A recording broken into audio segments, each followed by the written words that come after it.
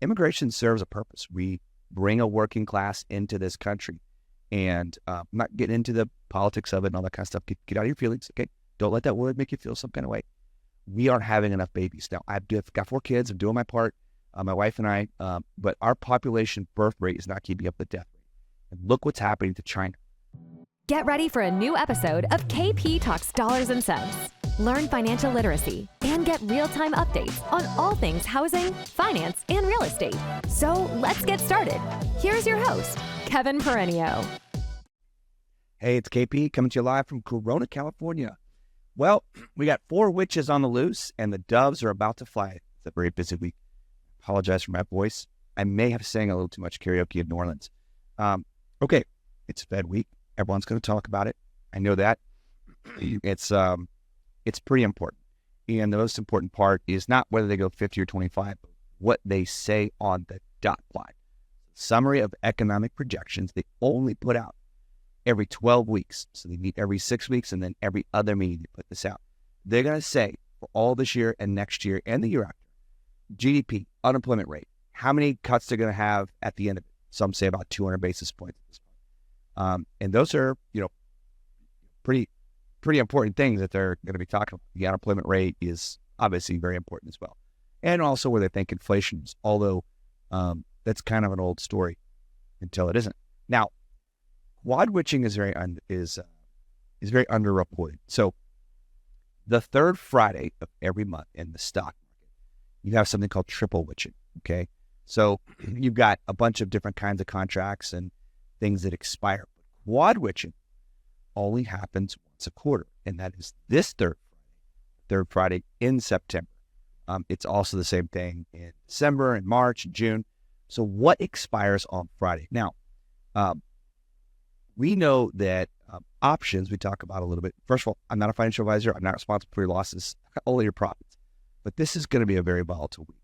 Everyone thinks, again, I love making predictions. They're fun to mess around with, and I could be wrong. But, everyone thinks that as soon as the Fed starts cutting, it's like, all right, it's off to the races. Well, we've already pulled forward quite a bit of rate improvement inside the 10-year Treasury. And the stock market is touching on an all-time high, again, that it reached in the summer.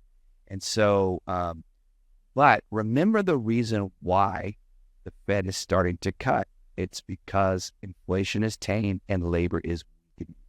So there's a thing in the stock market called buy on the rumor and sell on the news. The news is this week. The news will be what the Fed thinks and says, obviously in the press conference, and what they put on the dot plot.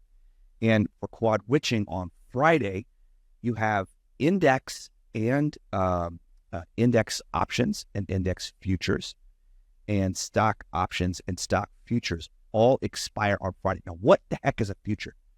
What's the difference between a future and an option? A future is a contract with a set date. Now, this date is a very big important one. It's this Friday, which is why it's quad witching into the quarter. All these stockbrokers got to sell their positions and make some money and show a profit for all these funds and all these indices, and futures contracts have a set price for, let's say, the S&P. Where's the S&P 500 going to hit? The all-time high, I guess, is what, 5666 or something like that. Is that the devil's number? Did I just find out something right here live with you? 5666, 666 on quad witching day. I'm selling. Holy shit. Let me get into the all-time high for the S&P 500. Yep, it's 5660. So as these contracts expire, all this money starts flowing around. It's very choppy. There's a lot of settling that goes on. Now, an option is just like a coupon, right? Like, if 90% of options expire worthless, and like overwhelmingly, they're all within 1 to 5 days expiring. So people are buying options like crazy, making bets. Oh, the Fed's going to cut, the stock market's going to go off. And then, again, buy on the rumor, sell the news. Now, I'm not saying it happens immediately on Wednesday. I'm not saying it could happen tomorrow. We have retail sales data out tomorrow. We have Bank of England, Bank of South Africa, Turkey. Friday, the Bank of Japan speaks. Remember when they blew up the stock market in their single biggest day loss ever? the first Monday of August. They've got this whole like yield curve control thing they do. YCC, you can look it up. They've been raising their interest rates. And there's this thing called the yen carry trade, where you had cheap yen that you could borrow against for years and then buy other stuff. And all these trades, they're not unwound. There's a lot of professionals that think that yen carry trade blow up the first Monday of the month is only about 60% done. So there are still things that are unwinding. So if stocks go up and gold goes up and all these different things go up, and you've got these contracts for futures and options all expire on Friday, and you got the Fed coming out saying what the heck they're going to do this week, it's a lot of news. Plus all these central banks talking about what they're going to do. It's a very turbulent time, and it's almost fall. And so when the seasons change, human nature changes. It's cold here in Corona. I mean, I just went outside earlier. It was a little chilly at sunset, and I think this morning is supposed to be 53 degrees in the morning. This is the desert. Like these two windows right here cook my ass all summer long, but it is going to get cold. So the season change, I believe the 22nd this weekend, is officially the first day of fall. So I know that it's fall because the Cowboys have started losing, but not the number one ranked Longhorns. Let's go. Okay. What's going on? We have the NBA annual that's coming up in October, and all the meetings are taking place and getting set. That's huge. We have the Housing Wire IMB Summit the first week of October. And so I'll be on the road for a couple of those things. Speaking on the road, I was hopping on my connection in Denver, going from New Orleans, the AIM Fuse show, which is a great event. Broker Action Coalition was there. They represented well. AIM, they brought the house, even fighting Hurricane Francie. So on my connection in Denver, coming back home, there I saw my good buddy Michael Crockett. He works for Zactus, and he was coming into town to Orange County. They had a nice big pitch to a client, apparently. We're big fans. Obviously, we're huge fans of it, but it was cool seeing my buddy on the road there. So let's talk about loan amounts going up. So on Friday, some lenders started announcing that they were going to raise their conforming loan limit to $802,000. It's kind of a scientific thing that is done, now pooling the loans into later securities that settle in the year when these loans can actually be this loan amount is a little bit of wonkiness, but we take care of it on the back. So anyway, we raised our loan amount today, $802,650. That is the new conforming loan amount, $802,000. Okay, based on the home price index. Home price is still appreciating, and with rates coming down at a pretty decent clip, and a lot of nested equity out there, record levels of equity in people's houses and their personal balance sheets, and housing supply not able to take off like crazy. I'm going to say what I've said for the last 3 years. This is your third last best good time to buy the house. Buy the house. They're not coming down. They're not getting cheaper. There is no crash. I don't know who you're talking to. I don't know what you're feeling, but we do not have enough housing supply. And rates going down means more demand, more borrowers in the money, and we'll gobble up that stuff. Now, this is seasonally not the greatest time for purchases. So it's nice to get this little refi boomlet, this little refi tailwind, do some more business here in the leaner months of the year. But if you wait until spring purchase season to go look for a house, or your client does, or you're not communicating this to your clients, or you're not on social media, letting your clients know that lower rates makes it harder to buy a house and home prices go up. It's as simple as that. Just say it over and over and over, and it's not a lie. It's going to be tough. And home affordability is going to get further out of reach, and we'll have this widening wealth gap, and we can do something about it. So you talk about serving low and moderate income borrowers. I read a great article from the Harvard Joint Studies for Housing about the middle renters. Renters that are between 60 and 100. I think it was 110 or 120% of the area median income. How they've been hurt. Now, obviously not as bad as the lower end of our population, but it's gonna get more challenging for those renters. So please, get out there and get the word out. Obviously, higher conforming loan amount is crazy. By the way, if you don't think home prices can come down, look at China. China is facing serious population decline, and they just had their worst month of price depreciation. I think it was 5.5%, 5.3% year over year. That is even worse than July, which is 4.9%. Immigration serves a purpose. We bring a working class into this country. And I'm not getting into the politics of it and all that kind of stuff. Get out of your feelings, okay? Don't let that word make you feel some kind of way.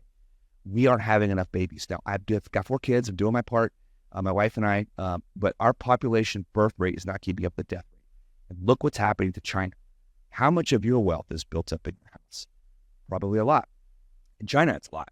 And that's really hurting their economy. I think something like 90% of everyone's net worth is tied up in real estate. So when they have a home price decline, depreciation, flat out depreciation, then, they are seeing their net worth and their balance sheets go down. We are also importing deflation from China, which has kept some of our input prices low. And of course, they're not paying for oil as much because their economy is kind of slowing down. They're still growing. They're just growing at a slower pace. So look at the price of oil per barrel. I think it's like $68, 63, something like that, somewhere in that range.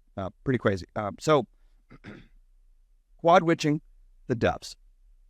Let's get back to the Fed before we close out.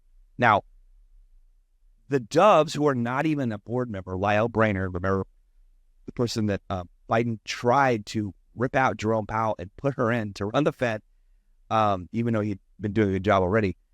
She's on his economic advisory board, and she came out today and said, yeah, I think we should do 75 basis points cut.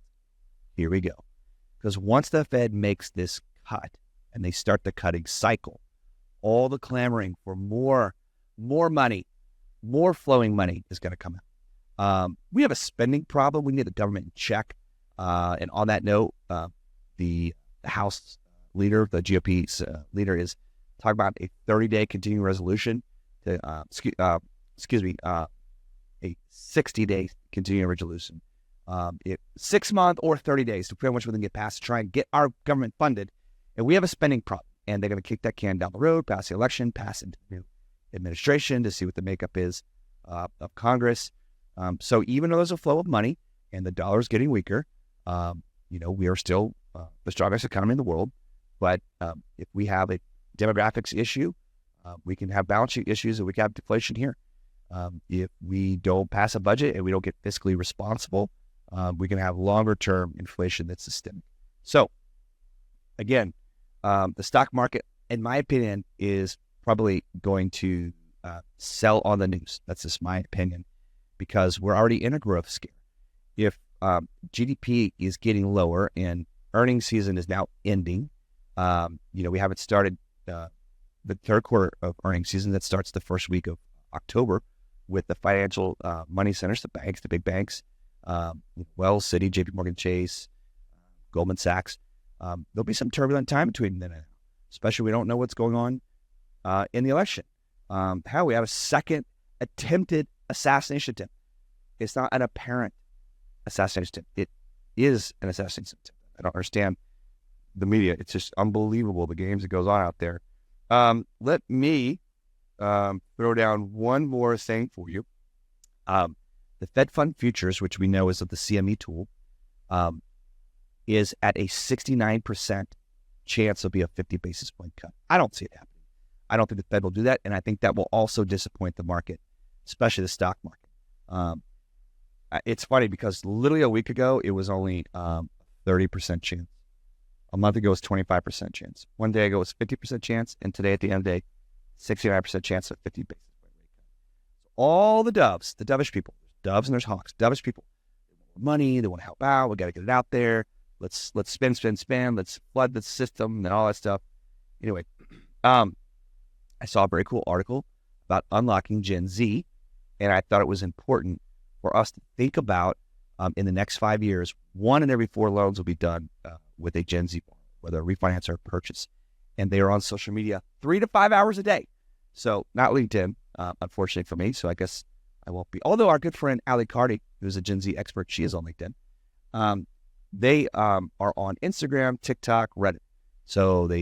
But then word of mouth is also important. So I thought it was interesting that now that the market is starting to turn, we have to ramp up our social media. Love Social Coach. Social coaches out there, I think they're a great platform to help you get the word out. We're about to be busy as originators and realtors, and I think getting some tools to help cut through time and organize is very important. Okay, I will be doing my Thursday video from North Carolina. Thank you, Enactum. I can't wait to come see your team. Have a wonderful week.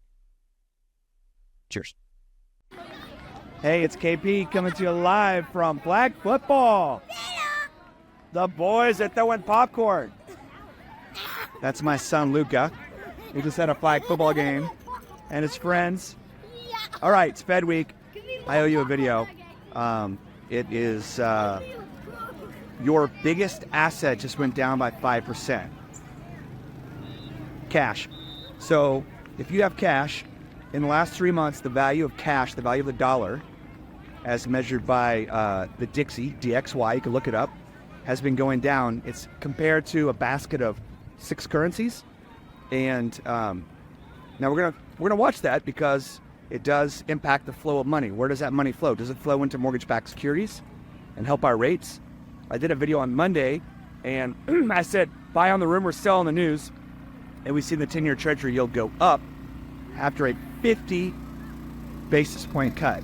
So I know Rob's out there somewhere. Double or nothing my bet earlier this year, guessing for a 50 basis point cut. Although this week I didn't think it would happen.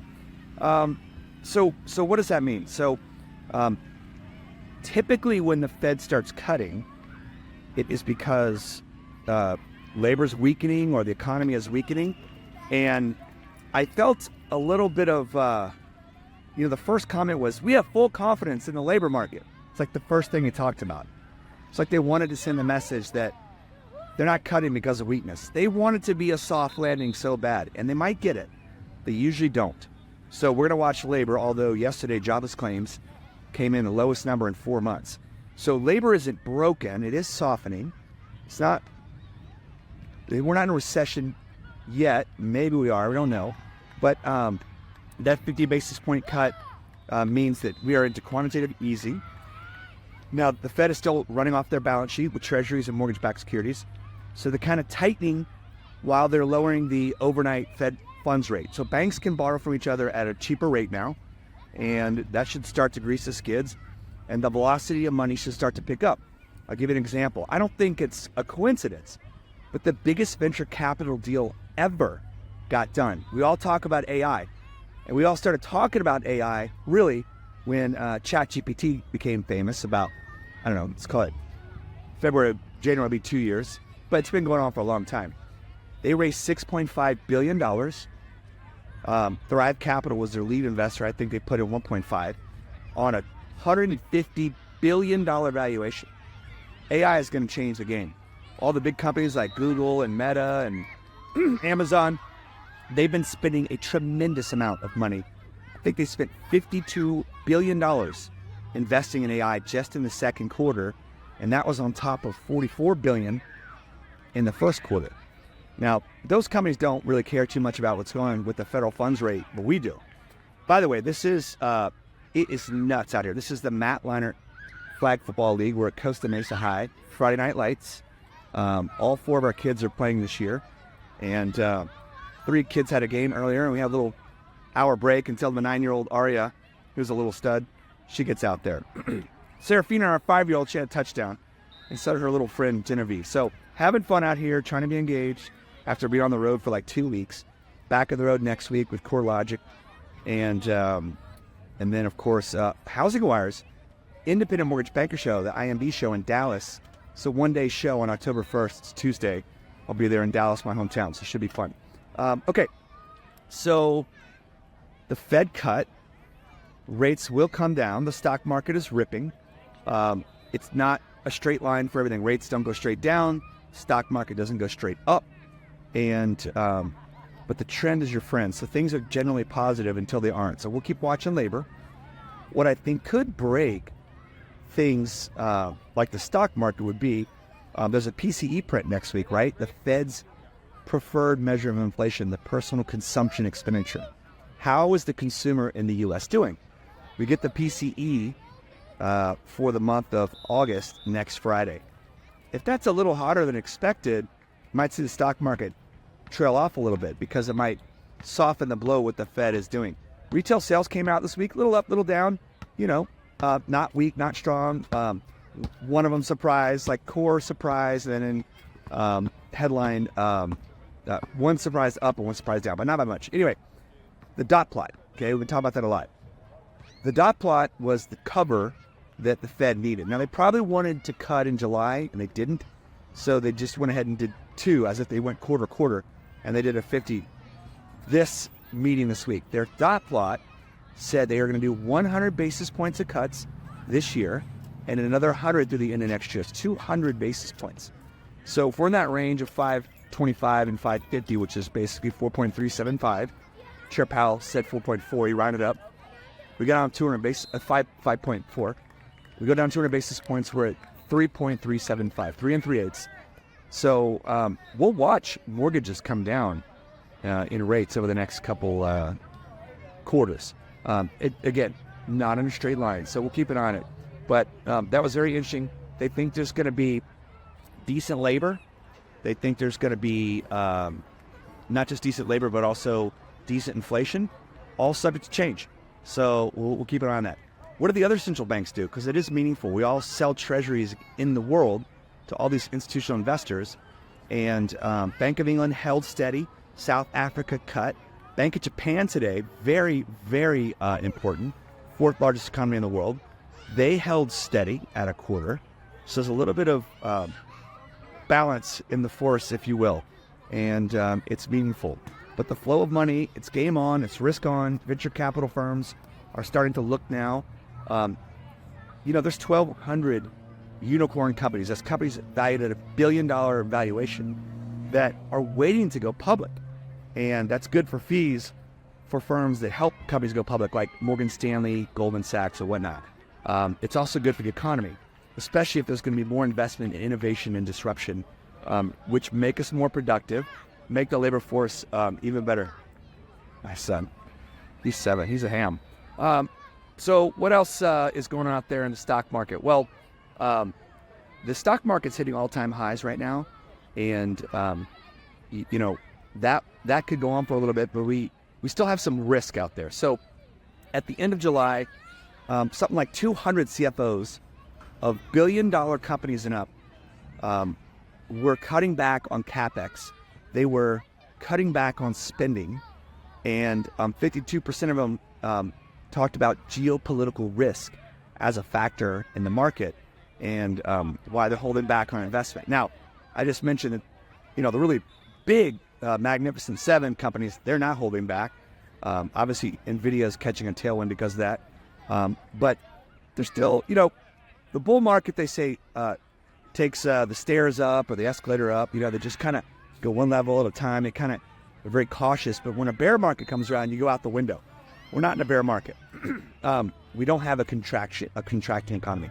We'll get some GDP reads here in the next couple weeks, and we'll see how the third quarter is going down. And then we'll have earnings season start for Q3. Typically, the banks, the big money centers, they start, and they let us know how they're going to feel. FedEx, which ships everything, they said their outlook for the rest of the year, they guided down.